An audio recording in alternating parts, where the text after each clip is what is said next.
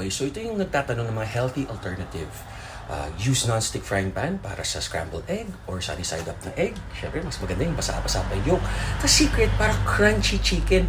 Mas masarap pa sa fried chicken o kahit anong chicken na gusto nyo. Ang Fryer. yeah, air fryer. Yan. Love, bale, ilan minutes mo siyang ini-air fry? So, 2020. Pakita mo yung fryer, Dad. Sige, pakita natin. So, Siyempre, di eto. namin sasabihin yung brand kasi hindi naman namin endorse. Binili. Ito, bale 2020.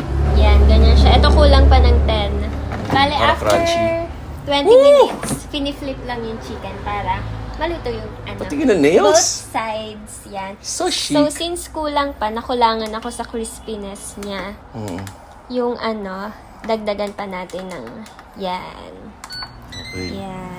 Kaya 5 minutes lang dito, mas mainit yung second. For some reason, For some reason. baka Tas merong yung first malfunction. detect natin. Baka may malfunction. Tama kayo? Mali kami? We're not- Do what works